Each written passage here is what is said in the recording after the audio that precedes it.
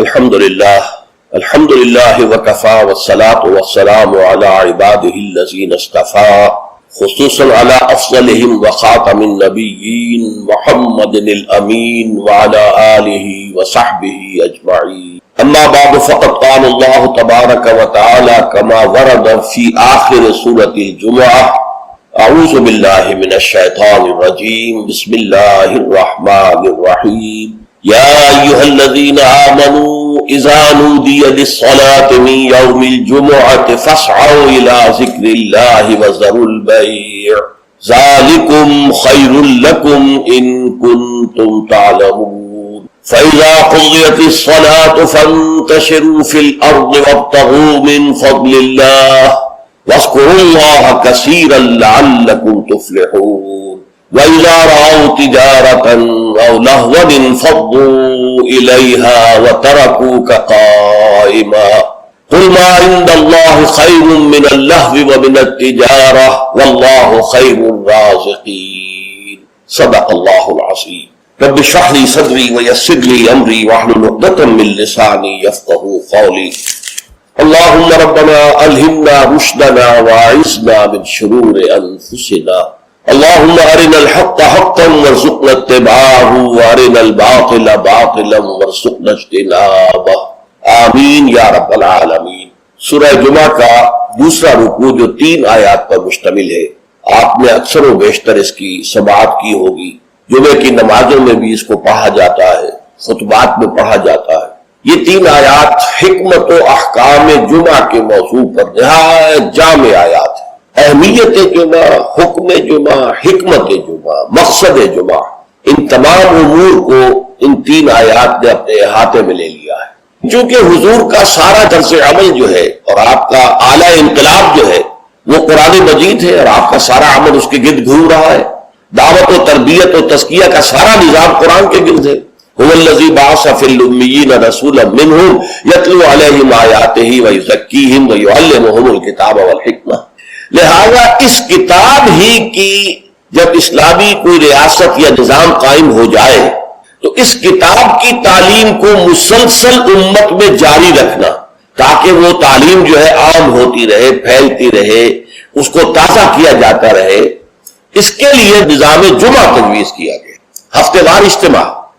اب اس کو نوٹ کر لیجئے کہ نہ تو وہاں پریس تھا کہ کتابیں ہو، رسالے ہو، اخبار ہو، نہ وہاں ریڈیو، نہ وہاں ٹیلی ویژن، نہ وہاں اسکول، نہ وہاں کالج، نہ یونیورسٹیاں۔ تو تعلیم کا نظام کیا تھا؟ اچھا، تعلیم ایک تو ہوتی ہے بچوں کی تعلیم، اس کا تو بہت آسان کام ہوتا ہے، لیکن تعلیم بالغہ، انقلاب جو ہے وہ در حقیقت زیادہ تعلیم بالغہ پر زور دیتا ہے۔ ایک جو بھی انقلابی جو رہنما ہے، لیڈر ہے، وہ سب سے پہلے اپنے زمانے کے ایڈلٹس کو مخاطب کرتا ہے، ان کو تعلیم دیتا ہے، ان کے ذہنوں کا تزکیہ کرتا ہے، ان کے ذہنوں میں اپنا انقلابی فکر بٹھاتا ہے، جاگزین کرتا ہے، پھر ان میں سے جو موٹیویٹ ہو جاتے ہیں اور جو رسپونڈ کرتے ہیں ان کو جمع کرتا ہے، منظم کرتا ہے، طاقت بناتا ہے۔ بچوں کی تعلیم کا اس میں دخل نہیں ہوتا، وہ تو جب نظام بن جائے گا، اسلامی نظام آ جائے گا تو پھر اس نظام کے تحت بالکل نیا نظام تعلیم ہوگا۔ بچوں کی تعلیم ابتدا سے اس طریقے پر ہوگی کہ اس سے ان کے اندر اسلام اور ایمان کے جو جذبات ہیں وہ پیدا ہو، جہاد فی سبیل اللہ کا ذوق و شوق پیدا ہو۔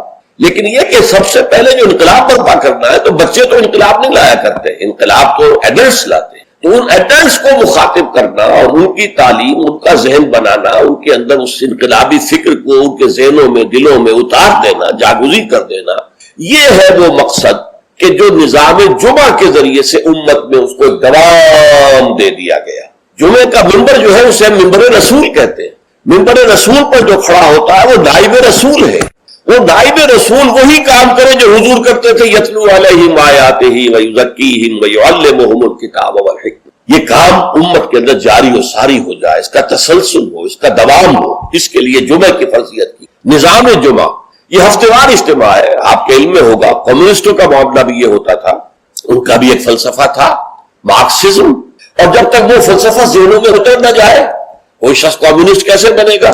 اور پھر وہ فلسفہ تازہ رہنا چاہیے، ان کے ذہنوں میں اجاگر رہنا چاہیے، مدھم نہ پڑ جائے، کہیں ان کے ساتھ اس کی ذہنی کمٹمنٹ کمزور نہ ہو جائے۔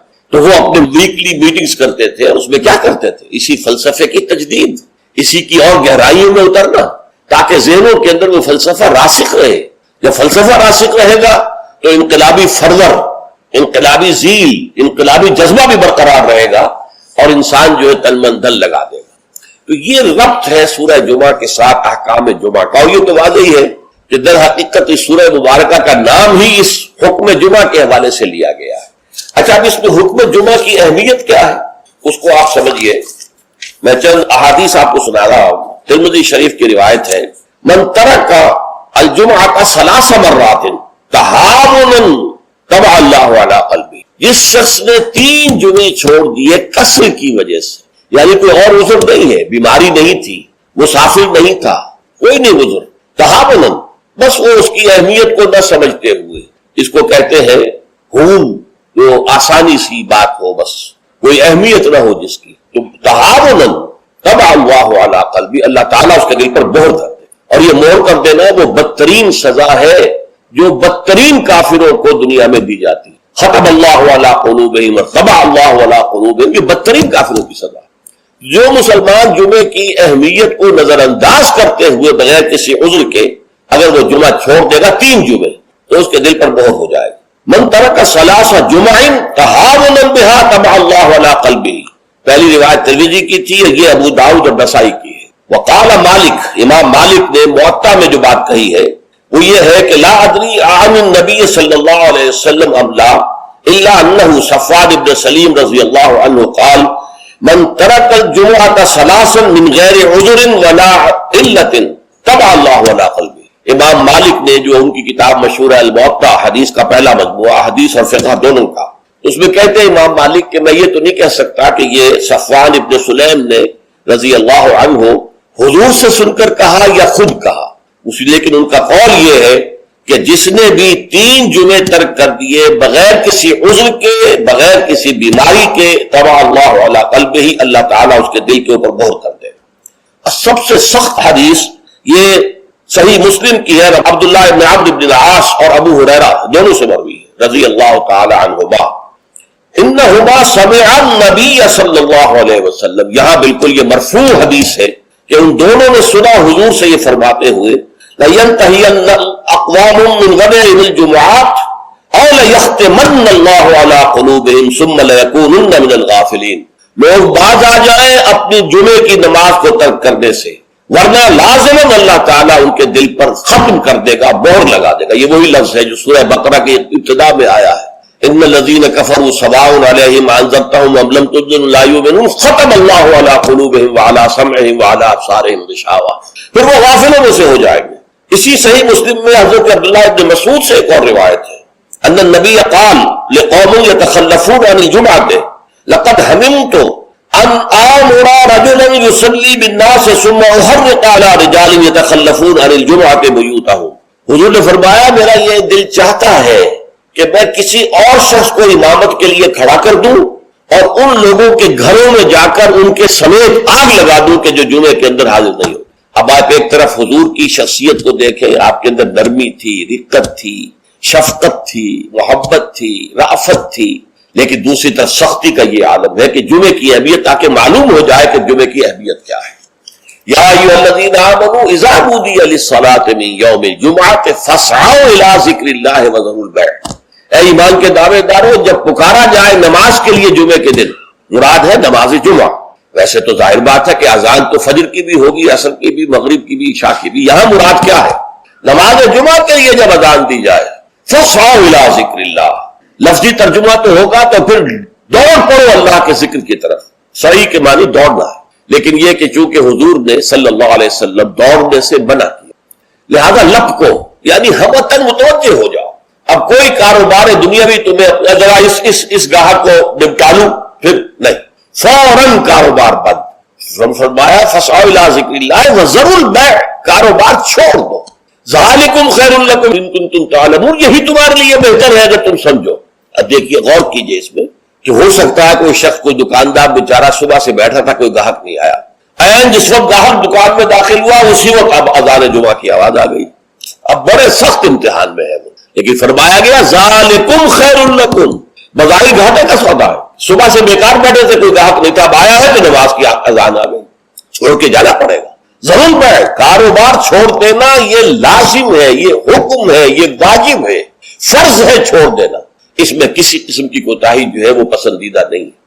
تو جمعے کی اہمیت کے لیے ایک طرف تو قرآن مجید کے یہ الفاظ، یا ایھا الذین آمنوا اذا نودی للصلاۃ من یوم الجمعۃ فاسعوا الی ذکر اللہ وذروا البیع ذالکم خیر لکم ان کنتم تعلمون، اور اس کے ساتھ جمع کیجئے وہ احادیث جو میں آپ کو سنا چکا۔ اگر 3 جمعے کسی مسلمان نے بغیر عذر کے، ہاں عذر ہو سکتا ہے، آپ بیمار ہیں تو آپ پر فرض نہیں ہے، آپ مسافر ہیں تو مسافر پر فرض نہیں ہے، آپ غلام ہو کسی کے تو آقا کی اجازت کے بغیر نہیں جا سکتے، لہذا غلام پر بھی جمعہ فرض نہیں ہے، بچے پر بھی جمعہ فرض نہیں ہے، خواتین پر جمعہ فرض نہیں ہے، وہ اپنی ظہر کی نماز اپنے گھروں میں ادا کریں، جمعہ کی فرضیت نہیں ہے۔ لیکن جس پر جمعہ فرض ہے اور پھر وہ صرف تہاوناً، کسل مندی یا اس کی اہمیت کو نہ سمجھتے ہوئے وہ اگر جمعے مسلسل 3 ترک کر دے گا تو طبع اللہ علی قلوبہم بھی آ گیا اور ختم اللہ علی لیختمن اللہ علی قلبہ، اللہ تعالیٰ اس کے دل کے اوپر مہر کر دے۔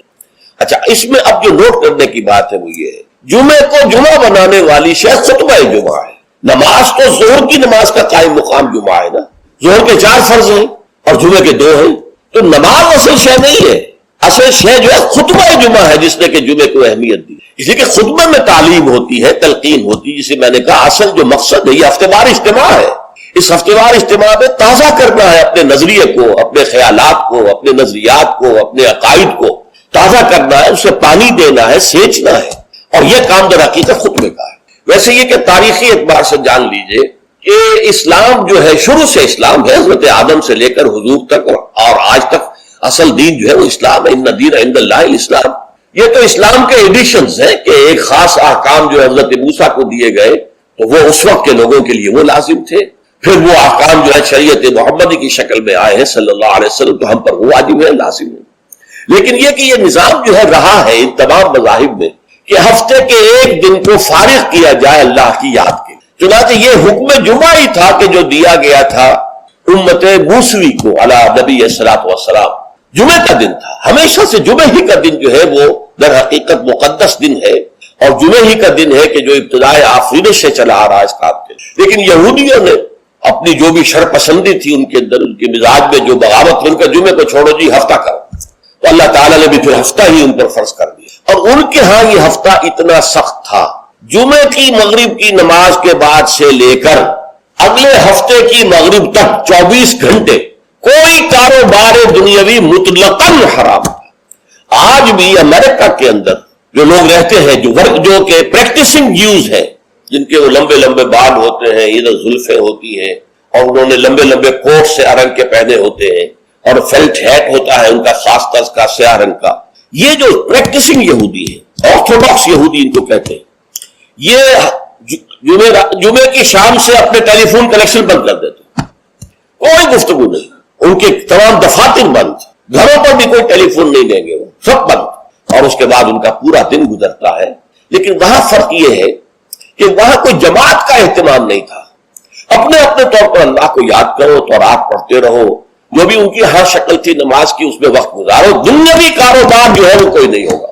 اس کے بعد عیسائیوں کا معاملہ آیا، انہوں نے ایک اور آگے قدم بڑھایا، اور ہفتے کو ترک کر کے اپنے آپ کو یہود سے ممیز کرنے کے لیے اتوار قرار دے لیا۔ اتوار کی صبح کو ان کا ایک خاص عبادت کا دن ہے، اور اس میں واقعہ یہ ہے کہ جو بھی کوئی پریکٹسنگ یا کوئی تھوڑا بہت مذہبی مزاج رکھنے والے عیسائی ہیں، وہ اتوار کے روز نہا دھو کر کپڑے بدل کر اچھے انداز میں اپنی فیملیز کے ساتھ، بچوں کو ساتھ لے کر وہ چرچ جاتے ہیں، وہاں ان کی جو بھی نماز ہے وہ نماز پڑھتے ہیں، ان کا جو بھی پادری ہے وہ خطبہ دیتا ہے، سربند ہوتا ہے، تو یہ ان کے لیے اتوار کا دن۔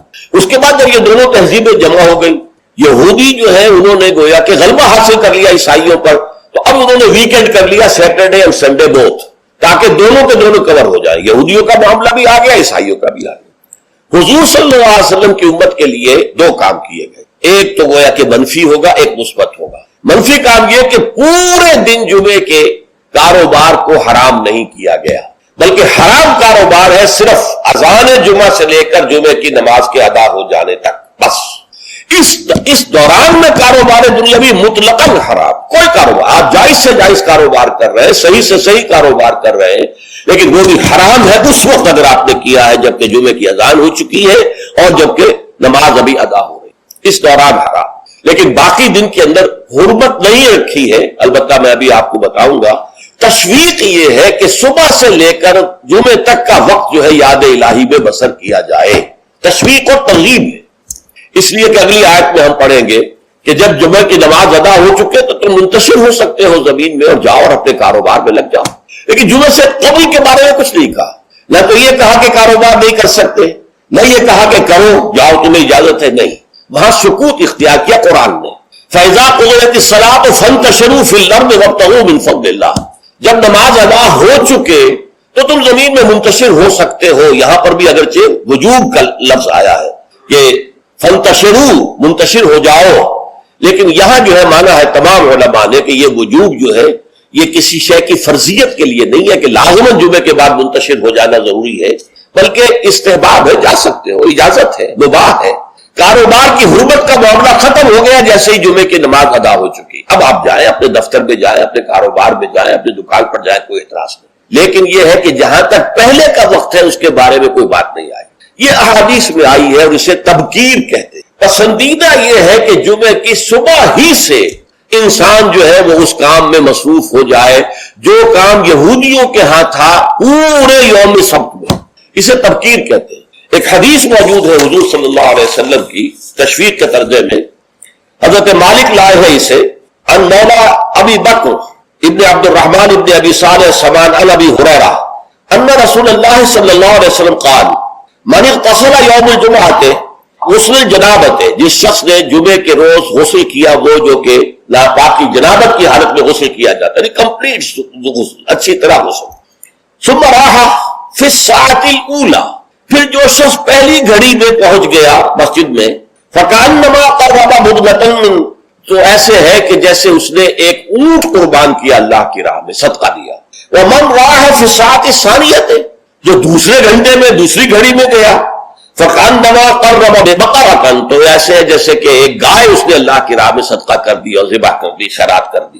ومن راح فی الساعۃ الثالثۃ، اور جو تیسری گھڑی میں تیسرے گھنٹے میں گیا، فکانما قرب بشاۃ او قرن، پھر یہ اس کے برابر ہوگا کہ گویا کہ کسی نے ایک بکری اللہ کی راہ میں ذبح کر دی، صدقہ کر دی، یا کوئی میڈھا کر دیا.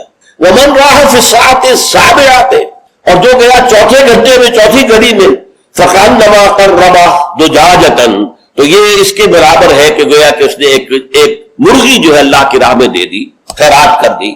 ومن راح فی الساعۃ الخامسۃ، اور جو پانچویں ساعت میں گیا، فکانما قرب بیضۃ، تو وہ ایسے ہے گویا کہ اس نے ایک انڈا اللہ کی راہ میں خیرات کر دیا. فاذا خرج الامام، تو جب امام نکل آئے، حضرت الملائکہ یسمعون الذکر، تو اب فرشتے، ایک اور روایت میں الفاظ آئے ہیں جو فرشتے بیٹھے ہوتے ہیں حاضری درج کرنے کے لیے، فلاں آ گیا، فلاں آ گیا، یہ چوتھی ساتھ میں آیا، یہ تیسری میں آیا، یہ دوسری میں آیا، یہ پانچویں میں آیا. تو فرشتے اپنے وہ رجسٹر بند کر کے، اور وہ خود الذکر، یعنی وہ جو امام خطبہ دیتا ہے وہ الذکر ہے، اس خطبے کی طرف وہ ہمت متوجہ ہو جاتے ہیں. چنانچہ ایک تو یہ بات جان لیجئے کہ اس کے بارے میں امام الہند حضرت شاہ ولی اللہ دہلوی رحمۃ اللہ علیہ کی رائے ہے کہ اس سے مراد یہ نہیں ہے کہ فجر کی نماز کے بعد طلوع آفتاب کے بعد پہلا گھنٹہ، پھر اس کے بعد دوسرا، پھر اس کا تیسرا، پھر اس کا چوتھا، پانچواں، بلکہ یہ زوال کے بعد سے خفیف ساعات ہے. یعنی زوال سے وقت شروع ہوا، سورج جو ہے وہ نصف النہار سے ذرا ڈھلکا لدنو کی شمس، تو اس کے ساتھ ہی جمعے کا وقت شروع ہو گیا. تو اس وقت سے پہلی ساعت، دوسری ساعت، گویا کہ یہاں ساعت سے مراد گھنٹہ نہیں ہے بلکہ کوئی اور لطیف قسم کا پیمانہ وقت کا ہے. یہ شاہ ولی اللہ کی رائے ہے جو انہوں نے اپنی مصفہ میں بھی اور مصوہ میں بھی، شاہ ولی اللہ کے نزدیک بڑی اہم کتاب جو ہے حدیث کی وہ موطا ہے. انہوں نے اس کی ایک شرح فارسی میں لکھی ہے اور ایک شرح عربی میں لکھی ہے. ان دونوں میں انہوں نے یہ رائے ظاہر کی، لیکن بہت سے علماء کی رائے ہے کہ نہیں، جو ہمارا ساعات کا نظام ہے اسی پر اس کو شمار کیا جائے گا. لیکن اس پر بھی اجماع ہے کہ جو اس کے بعد بھی آتا ہے جمعہ تو اس کا بھی ہو جائے گا، جمعے کی فضیلت سے اسے کوئی حصہ نہیں ملے گا، جمعے کی برکات سے اسے کوئی حصہ نہیں ملے گا، جمعے کا جو خاص مقام اور مرتبہ ہے اس کے حیثیت سے وہ محروم رہے گا. لیکن جہاں تک فرضیت جمعہ ہے وہ اس فرضیت جمعہ جو ہے وہ اس کی طرف سے ادا ہو جائے گا.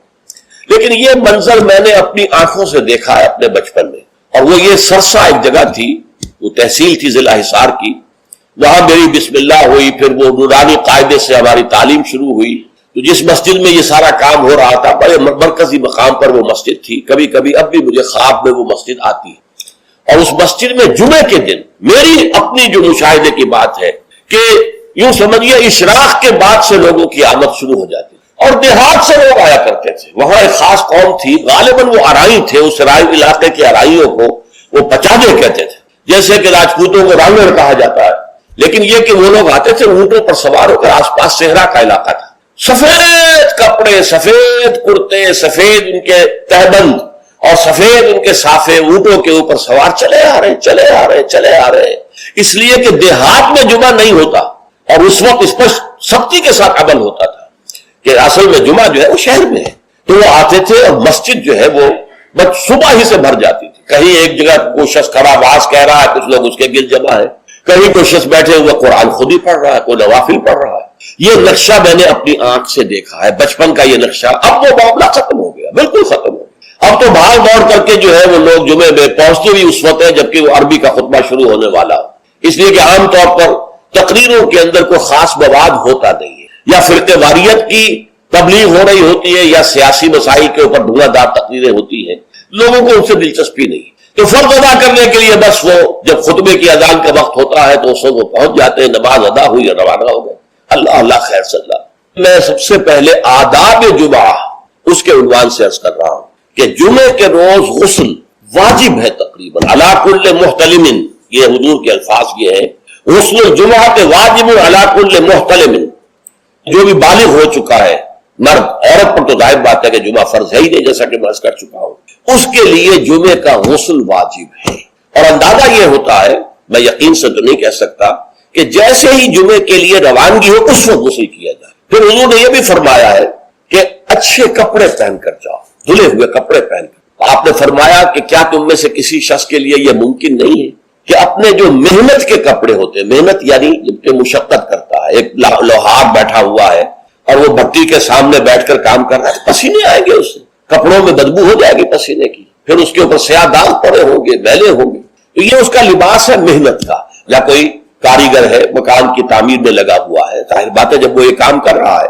گارے کے دھبے ہوں گے، کچھ اور ہوگا، تو حضور نے فرمایا کیا ممکن نہیں ہے تم میں سے کسی کے لیے کہ ایک علیحدہ سے جوڑا جمعے کے لیے رکھ لو، وہ جمعے ہی کے صرف استعمال کیا کرو، وہ تمہارے محنت کے کپڑے نہ ہو کہ جن میں تم محنت اور مشقت کرتے ہو، بلکہ وہ علیحدہ سے ایک جوڑا ہو، اس کو فراہم کر کے رکھ لو۔ پھر یہ بھی فرمایا گیا کہ تیل لگاؤ، بالوں کے اندر تیل لگاؤ، دہن، اور یہ بھی فرمایا گیا کہ کوئی خوشبو ہے تو خوشبو لگاؤ۔ وہ سب کس لیے کہ جو ماحول ہو جمعے کا وہ معطر ماحول ہو، ایسا نہ ہو کہ پسینوں کی بدبوؤں کی وجہ سے طبیعت ملغز ہو رہی ہو لوگوں کی، نہیں، بلکہ یہ کہ بڑا خوشگوار ماحول ہو، خوشبو ہو اس کے اندر، اور یہ کہ کپڑے اچھے پہن کر لوگ بیٹھے ہوئے ہوں، بلکہ اسے کہا گیا الجمعہ تو عید المسلمین، یہ ہفت روزہ عید ہے در حقیقت، یہ مسلمانوں کو عید کی طرح اسے جو ہے وہ منانا چاہیے، سیلیبریٹ کرنا چاہیے، جیسے عید کو آپ کپڑے جو ہے غسل کرتے ہیں، صبح کپڑے بدلتے ہیں، خوشبو لگاتے ہیں، پھر جاتے ہیں مسجد کو، عیدگاہ کو، ایسے ہی معاملہ ہونا چاہیے جمعے کا، یہ عید المسلمین ہے، یہ گویا کہ ہفتے وار عید ہے مسلمانوں کی۔ پھر اسی میں ایک آداب میں سے یہ ہے کہ جب تم مسجد میں جاؤ تو لوگوں کو پھلانگتے ہوئے اگلی صفوں میں نہ جاؤ، بلکہ عام جو ہے ہدایت ہے وہ یہ ہے کہ بھئی پہلے اپنی صف اگلی لوگ پوری کر لے، پھر دوسری میں بیٹھے، پھر تیسری میں بیٹھے، تاکہ لوگوں کو ضرورت ہی محسوس نہ ہو،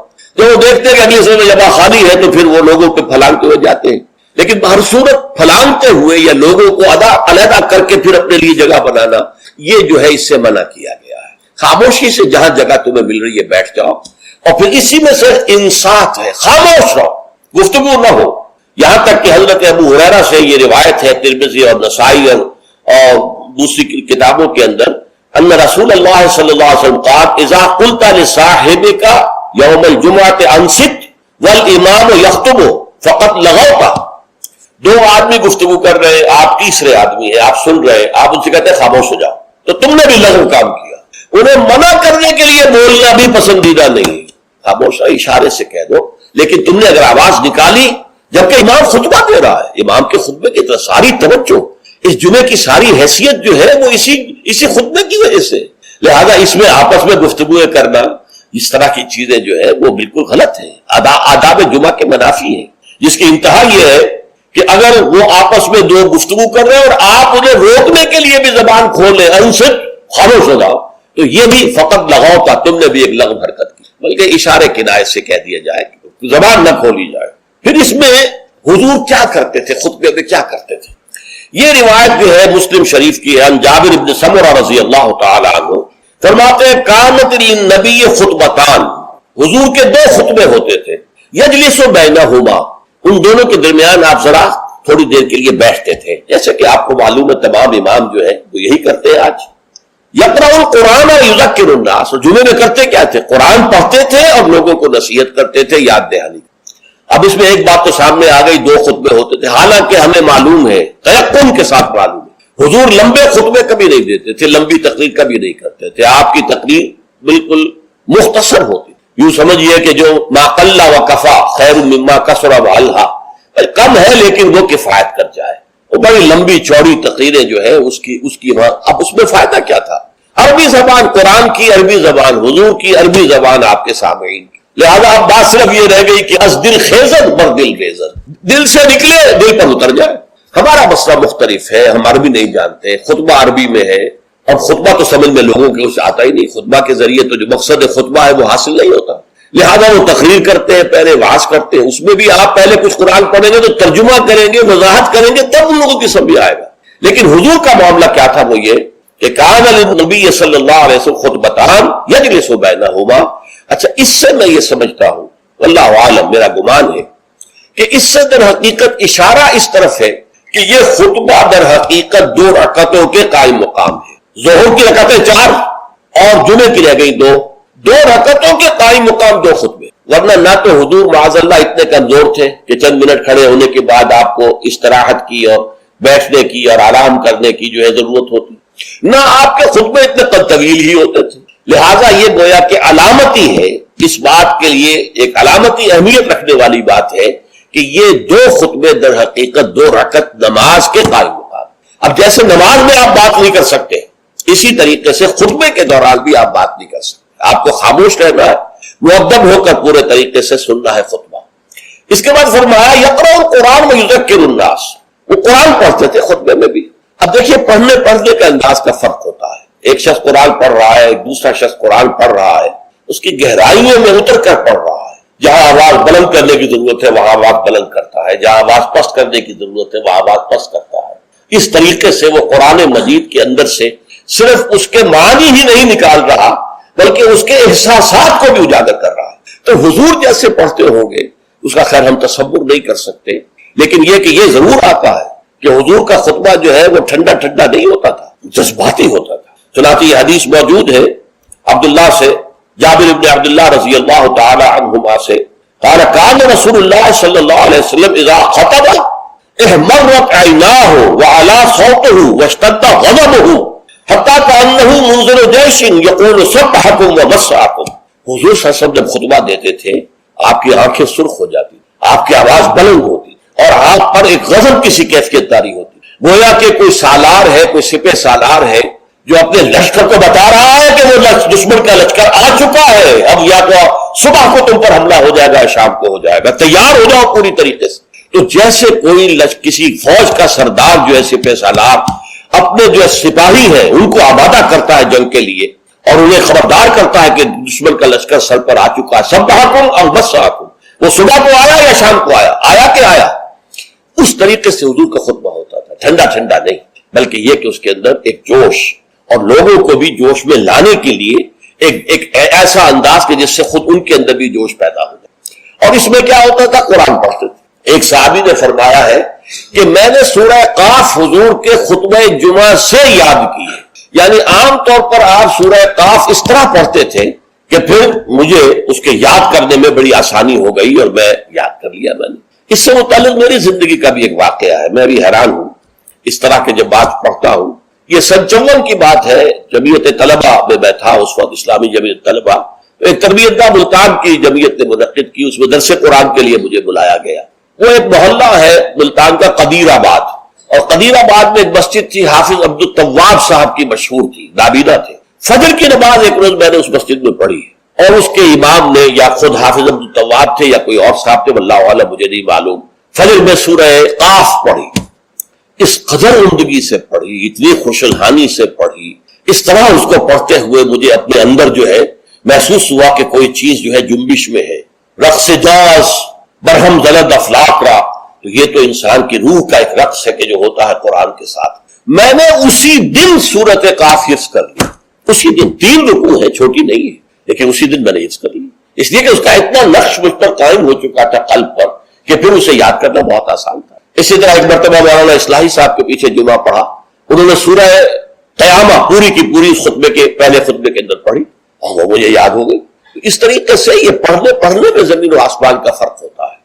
جو بھی انداز ہے قرآن کا اس کو صحیح طور پر، ورنہ ہمارے یہاں یہ بھی ہے کہ حسن قرات کے لیے جو قواعد مقرر ہو گئے ہیں اس کے تحت پڑھے جاتا ہے تو اس کے اندر وہ کیفیت نہیں ہوتی، وہ جذبہ جو ہے اس سے ٹرانسمٹ نہیں ہوتا. واللہ عالم. بہرحال حضور کا خطبہ جو ہوتا تھا اس میں آپ جب قرآن پڑھتے ہوں گے اس انداز سے تو اس سے جو قلوب کے اوپر گہرا اثر پڑتا تھا، تو وہی ہے اصل میں کہ جو مقصود ہے. یذکر الناس، یاد دہانی کرانا. دیکھیے یہی وجہ ہے کس قدر گہرا ربط ہے. جمعے کی 2 رکعتوں میں سے ایک میں سورۃ الاعلیٰ سبح اسم ربک الاعلیٰ، دوسری میں پھر هل اتاک حدیث الغاشیہ سورہ غاشیہ. کیوں؟ اس لیے کہ دونوں میں تذکیر کا حکم ہے. تذکیر، فذکر ان نفعت الذکریٰ سیذکر من یخشی ویتجنبها الاشقی. اے نبی آپ تذکیر کرتے رہیے، آپ تذکیر کرتے رہیے، اور وہ تذکیر جو ہے وہ مفید ہو جائے گی ان لوگوں کے لیے جن کے اندر کچھ بھی رمق ہے ایمان کی. اس تذکیر سے ان کا ایمان تازہ ہو جائے گا اور ان کے اندر جو ہے وہ ایمانی جذبات و کیفیات جو ہے وہ اثر نو پوری بہار پر آ جائے. اسی طریقے سے فذکر سورہ غاشیہ میں فرمایا فذکر انما انت مذکر لست علیہم بمسیطر. اے نبی آپ یاد دہانی کرائیے، اور آپ جو ہے ان کے اوپر کوئی ٹھیکیدار تو نہیں ہے، ان کے اوپر آپ کوئی ذمہ دار نہیں بنا دیے گئے، کوئی داروغہ نہیں بنا دیے گئے کہ لازماً آپ انہیں ہدایت پر لے آئے، لیکن یاد دہانی کرائیے. شاید ان کے دل کے اندر سوئی ہوئی روح جو ہے وہ بیدار ہو جائے اور وہ روح جو ہے وہ رقص میں آ جائے قرآن مجید کو سن کر. تو یہ تذکیر کا حکم دونوں میں ہے. اور وہی 2 صورتیں ہیں جو حضور پڑھتے تھے. کبھی تو پڑھتے تھے فجر میں، فجر میں عام طور پر سورہ سجدہ پہلی رکعت میں اور سورۃ الدہر دوسری رکعت میں، لیکن نماز جمعہ میں عام طور پر سورۃ الاعلیٰ اور سورۃ الغاشیہ. تو کیا آپ کرتے تھے؟ یذکر الناس، لوگوں کو یاد دہانی کرتے. تو یہ ہے جمعے کے آداب کے ضمن میں، اور جمعے کا جو مقصد ہے جو معلوم ہوا حضور صلی اللہ علیہ وسلم کے آپ کے عمل مبارک سے کہ یہ تذکیر ہے. تذکیر کسے کہتے ہیں؟ یاد دہانی. آپ کو اپنا مقصد زندگی دوبارہ یاد ہو جائے، تازہ ہو جائے. ہمارے لیے مقصود اللہ کی رضا ہے، دنیا کی کوئی شے مقصود نہیں ہے، مطلوب نہیں. دنیا بس ضرورت کی شے ہے، برتنے کی شے ہے. زندگی اور جان کا رشتہ قائم رکھنے کے لیے جو ضروری ہے وہ ہمیں حاصل کرنا ہے، لیکن یہ کہ اس سے زیادہ نہیں. مطلوب لا مطلوب الا اللہ، لا مقصود الا اللہ، لا محبوب الا اللہ. مطلوب و مقصود و محبوب حقیقی اللہ کے سوا.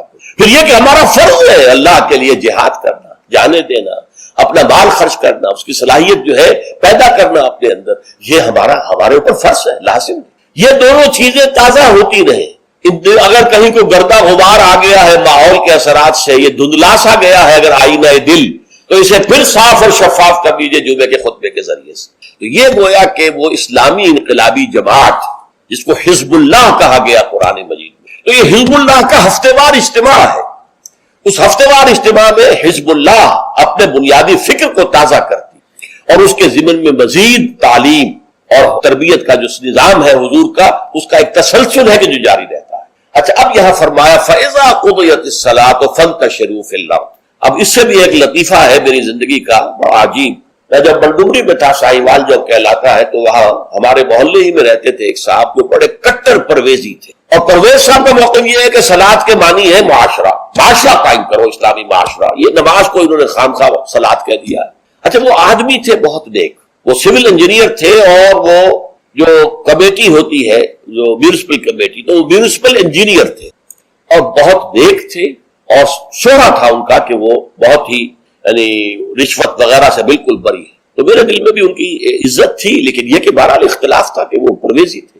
ایک دفعہ گفتگو ہو رہی تھی تو انہوں نے بڑے چیلنجنگ انداز میں مجھ سے کہا، اچھا مجھے کوئی ایک آیت قرآن کی بتا دو کہ جس میں صلاۃ کا ترجمہ معاشرہ نہ کیا جا سکے. پہلے تو میں مرعوب سا ہو گیا کہ جس قدر تیقن کے ساتھ انہوں نے بات کی ہے، شاید واقعی قرآن میں ایسی کوئی آیت نہ ہو کہ جس کا ترجمہ جو ہے، جہاں پر ترجمہ صلاۃ کا جو ہے وہ معاشرہ نہ کیا جا سکے. لیکن بجلی سے کون دی اللہ کی طرف سے میرے دماغ میں، اور یہ آیت سامنے آ گئی.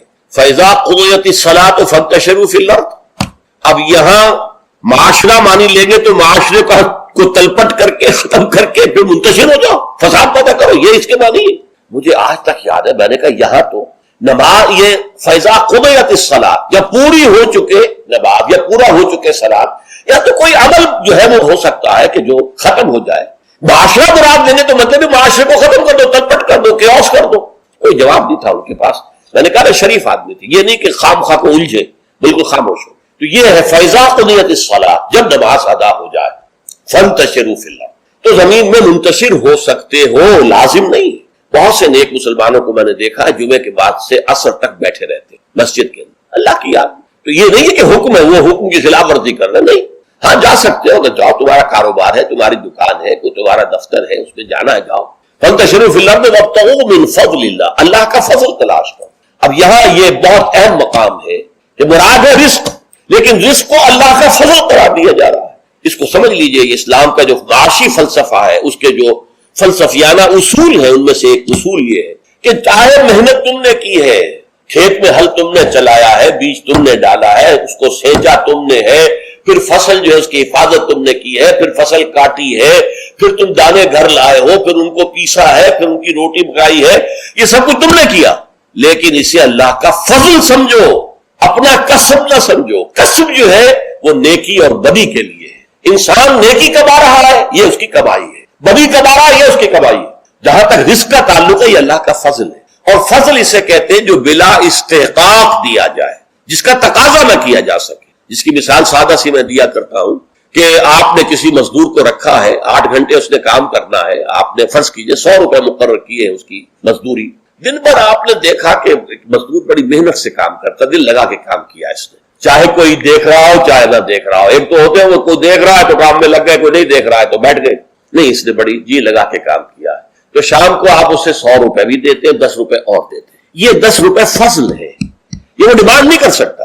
ڈیمانڈ تو 100 کر سکتا تھا، 100 طے ہوئے تھے، لیکن آپ نے اپنی طرف سے بغیر اس کے کسی قانونی استحقاق کے 10 روپے اسے دے دیے، یہ فضل ہے. اسی طریقے سے رزق جو بھی انسان کو ملتا ہے وہ فضل ہے. اللہ اسے اپنا کسب نہ سمجھے. جب تم سمجھو گے یہ اللہ کا فضل ہے تو پھر دیکھو گے اللہ اس کو کس طور سے خرچ کرنا چاہتا ہے، کروانا چاہتا ہے مجھ سے، کس کس کے حقوق اللہ نے اس میں رکھے.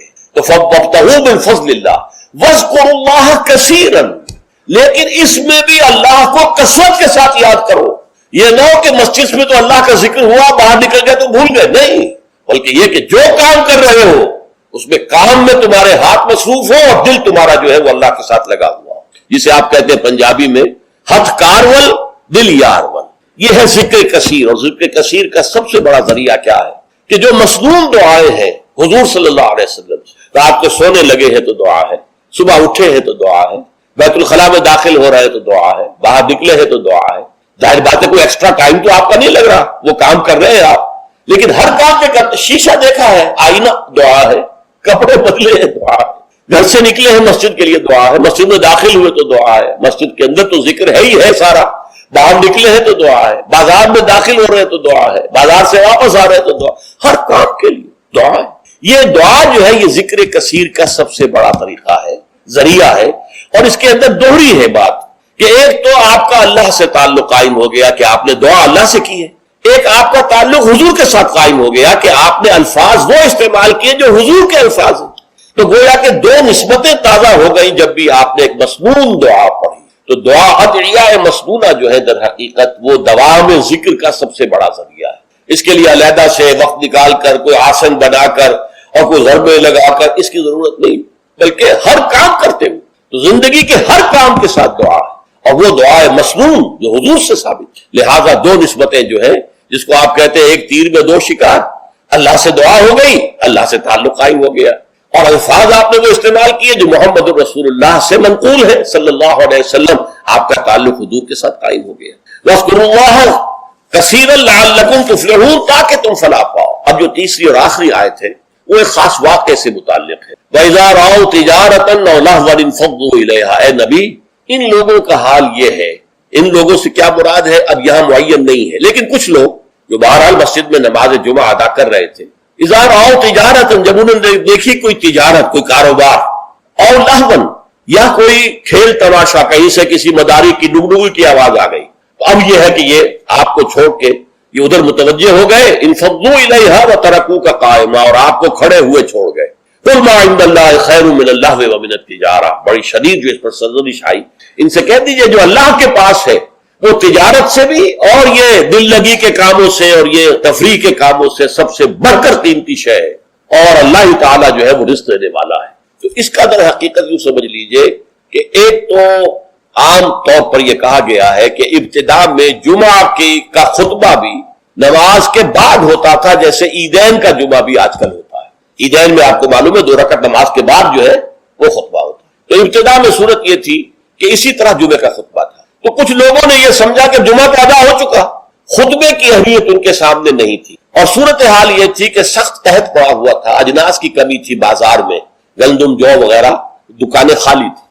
اسی اسنا میں گھنٹیاں سی بجنے لگی، اونٹ چلے آ رہے ہیں، معلوم ہوا کوئی قافلہ آ گیا ہے اجناس لے کر شام سے، گندم لے کر یا جو لے کر یا اور چیزیں لے کر کھانے پینے کی۔ تو اب لوگوں کو فکر ہوئی جیسے کہ ہمیں ہو جاتی ہے، جلدی جائے، پتہ نہیں سب لوگ خرید لیں اور ہم رہ جائیں، جو بھی مال آیا ہے، جو بھی اجناس آئی ہے وہ ختم ہو جائے، ہم رہ جائیں۔ تو اس خوف سے لوگ جو ہے حضور کو کھڑا ہوا، جبکہ ابھی آپ خطبہ دے رہے تھے، اور اگر واقعتاً وہ بات صحیح ہے کہ نماز ادا ہو چکی تھی تو خطبہ جو ہے وہ بات کی انہوں نے اضافی شے سمجھی، اس کی کوئی اہمیت نہ سمجھی، وہ چلے گئے۔ تو میں اسی روایت کو زیادہ صحیح سمجھتا ہوں کہ جمعہ جو ہے وہ ابتدا کے اندر جمعے کا خطبہ بھی نماز کے بعد ہوتا تھا، تو لوگ چلے گئے۔ انفضوا الیہا وترکوک قائما، میرے نزدیک یہ کہ اگر نماز ادا نہ ہوئی ہوتی تو مجھے گمان نہیں ہے کہ کوئی ایک شخص بھی وہاں سے نکلتا۔ اچھا، نکلنے والوں میں ظاہر بات ہے کہ سب سے پہلی فہرست پر تو منافقین ہوں گے، جن کے دلوں میں ایمان ہے ہی نہیں، یا ضعیف الایمان لوگ ہوں گے، یا کچھ غافل قسم کے ہوں گے جنہیں خطبے کی اہمیت کا علم نہیں تھا۔ تو اسی اعتبار سے بڑی مناسبت ہے کہ یہ آخری آیت جڑی ہوئی ہے اگلی سورت سے، سورہ منافقون، اور اس میں بھی اذا جاءک المنافقون قالوا نشهد انک لرسول اللہ واللہ یعلم انک لرسولہ واللہ یشهد ان المنافقین لکاذبون۔ تو گویا کہ یہ اس طریقے سے جڑ گئی ہیں دونوں صورتیں، سورہ جمعہ اور سورہ منافقون، اور حضور صلی اللہ علیہ وسلم اسی وجہ سے کبھی کبھی سورہ جمعہ اور سورہ منافقون فجر میں پڑھتے تھے۔ اکثر تو میں بتا چکا ہوں کہ سورہ سجدہ اور سورہ دہر، لیکن کبھی کبھی سورہ جمعہ اور سورہ منافقون پڑھتے تھے، کیونکہ یہ آپس میں جڑی ہوئی۔ وَإِذَا رَأَوْا تِجَارَةً أَوْ لَهْوًا انفضوا إِلَيْهَا، اب یہاں پر لوگوں کی ہدایت کے لیے لہو کا لفظ بھی اضافہ کر دیا گیا۔ جو واقعہ میں نے بیان کیا اس میں صرف یہ کہ گندم یا کچھ اور جو ہے وہ اجناس جو ہے ان کی کمی تھی، اور اس وقت وہ قافلہ آ گیا تو بہت سے لوگ ادھر متوجہ ہو گئے، اور حضور کا جو خطبہ جاری تھا اس کی پرواہ نہیں۔ اس پر سرزنش کی گئی۔ اس سے اضافی فائدہ کیا ہوا کہ خطبے کی اہمیت واضح ہو کہ نماز جمعہ تو ہے ہی خطبے کے لیے، ورنہ نماز تو تم زور کی پڑھتے ہو، 4 رکعتیں پڑھتے ہو، اور یہاں تم نے 2 رکعتیں پڑھی۔ اصل میں تو یہ خطبہ جو ہے وہی ہے در حقیقت جس کے ذریعے سے اپنے انقلابی فکر کو تازہ رکھنا ہے، اپنے انقلابی جذبے کو، جہاد اور قتال کے جذبے کو برقرار رکھنا ہے۔ یہ اس کے لیے ایک نظام تعلیم ہے، تعلیم بالغہ کا نظام۔